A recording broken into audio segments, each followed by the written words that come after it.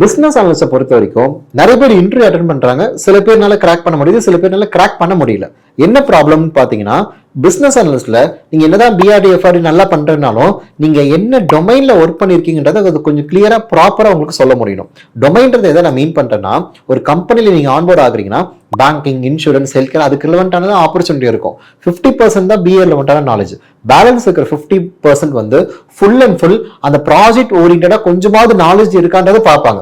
So நீங்க explain பண்ணும்போது full and full உங்க என்ன ப்ராஜெக்ட்ல ஒர்க் பண்ணிருக்கீங்கன்றத கொஞ்சம் லிங்க் பண்ணி சொன்னாதான் உங்களால ஹேண்டில் பண்ண முடியும். அப்ப என்ன மாதிரி ப்ராஜெக்ட்ஸ்ன்றது எனக்கு ஐடியாவே இல்லையே அப்படின்னா நீங்க ஸ்கிரீன்ல இருக்கிற நம்பரை கான்டாக்ட் பண்ணீங்கன்னா இதுக்கு ரிலவெண்ட் எப்படிலாம் உங்களுக்கு வந்து கைட் பண்ண அந்த ப்ராஜெக்ட்ஸ் லேர்ன் பண்ண முடியுமோ அந்த ப்ராஜெக்ட்ஸ் உங்களுக்கு டீச் பண்ணி இல்ல ஜாபுக்கான சப்போர்ட் வேணாலும் நம்ம பண்ணி கொடுப்போம். ஆனா மார்க்கெட்ல ரியலா சொல்றேன், ரொம்ப அருமையான ஆப்பர்ச்சுனிட்டி இருக்கு. ஸ்கிரீன்ல இருக்கிற நம்பரை கான்டாக்ட் பண்ணுங்க. ஆன் சைட்ல ஆப்பர்ச்சுனிட்டி இருக்கும், இந்தியாலே ஓப்பனிங்ஸ் இருக்கு. உங்களுக்கு எது ப்ரிஃபரபிளோ அதுக்கு ஏற்ற மாதிரி நீங்க சூஸ் பண்ணிக்கலாம்.